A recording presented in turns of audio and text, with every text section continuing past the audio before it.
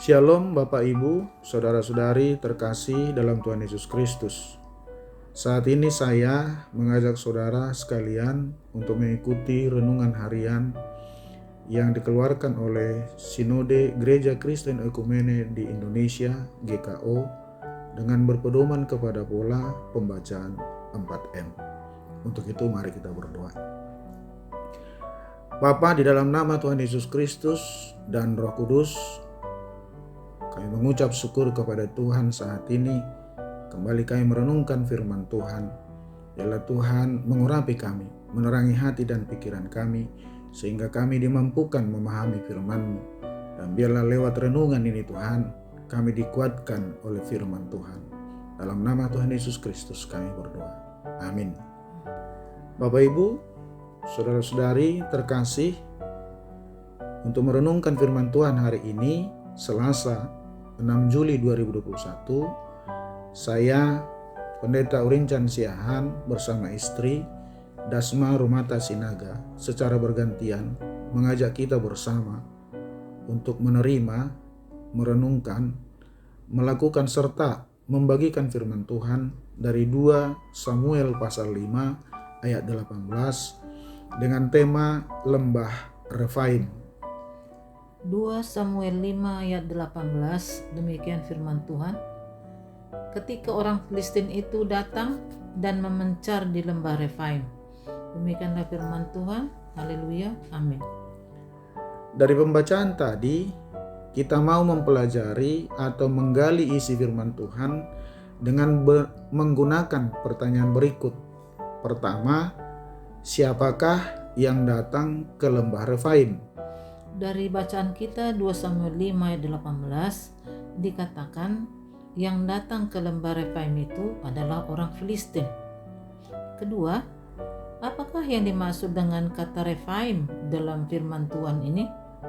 Yang dimaksud dengan kata Refaim dalam Mazmur 88 ayat 11 disebut arwah.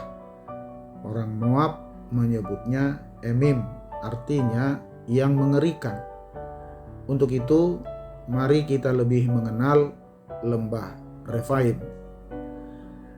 Lembah Refaim adalah sebuah lembah yang berada di barat daya Yerusalem sampai lembah Elah. Tempat tersebut adalah sebuah rute kuno dari daratan pesisir menuju perbukitan Yudea yang mungkin mengambil nama dari ras raksasa dalam legenda. Saya mengutipnya dari Wikipedia. Pertanyaan ketiga, mengapa orang Filistin datang ke lembah Refaim? Adalah sebuah strategi orang Filistin untuk menangkap Raja Daud setelah diurapi untuk menjadi Raja Israel. Mereka takut bahwa kekuasaan Daud akan semakin kokoh. Ada juga beberapa fakta yang mengatakan bahwa kekuatan tentara mereka lebih hebat daripada tentara Israel, yaitu mereka disebut raksasa dari Filistin. Saya akan baca buat kita 2 Samuel 21 ayat 16. Yisbi Benob yang termasuk keturunan raksasa, berat tombaknya 300 sikal tembaga, dan ia menyandang pedang yang baru, menyangka dapat menewaskan Daud. Dan juga data mengatakan bangsa itu hebat. Sosok mereka sebesar orang Anakim di Ulangan 2 ayat 21. Berarti mereka tentara yang kuat, hebat, sulit untuk dikalahkan. Mereka juga mengandalkan ilah mereka yang disebut arwah, kuasa kegelapan yang dianggap dapat melindungi dan memberikan kemenangan kepada mereka. Benar, mereka merasa bahwa secara hitung-hitungan jumlah dan kekuatan mereka pasti menang. Terlebih, mereka menggunakan strategi yang sama di mana mereka pernah meraih kemenangan. Pertanyaannya adalah, apakah mereka memang benar menang? Tunggu dulu. Tentu mereka tidak akan menang karena mereka mengandalkan arwah atau roh jahat dan kekuatan fisik. Tetapi dalam kehidupan kekristenan pun kita bisa melihat bahwa ada banyak orang Kristen yang takut menghadapi lembah Refaim masa kini. Misalnya, apa itu?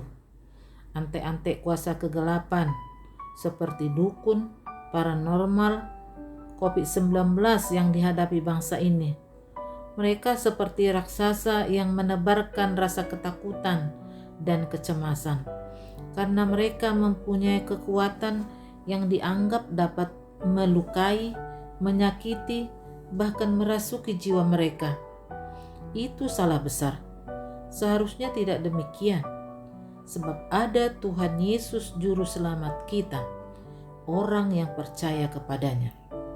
Terpujilah Tuhan, ada Tuhan Yesus Juru Selamat kita. Karena itu kita tidak perlu takut. Berdasarkan firman Tuhan dan uraian pengajarannya, apa yang menjadi komitmen kita lewat renungan kita hari ini? Komitmen kita untuk hari ini adalah yang pertama, marilah kita percaya dan selalu berusaha melakukan perintah Allah sesuai kehendaknya, seperti Daud yang selalu mengandalkan Tuhan sebelum melakukan sesuatu. Yang kedua, tidak perlu takut terhadap kuasa kegelapan apapun, karena Tuhan Yesus sudah mengalahkan kuasa iblis di kayu salib. Ketiga, bertobatlah, percayalah, Tuhan Yesus pasti menolong dan membuat kita sebagai pemenang. Haleluya, amin. Mari kita lakukan komitmen ini, mohon kekuatan dan pimpinan Roh Kudus dalam mewujudkannya. Untuk itu, mari kita tutup saat teduh kita ini dengan berdoa. Mari kita berdoa. Terpujilah namamu Tuhan Yesus, yang adalah Tuhan dan Juru Selamat kami, yang sudah mengalahkan kuasa-kuasa kegelapan yang kami sebut lembah Refaim. Tuhan telah mengalahkannya di atas kayu salib.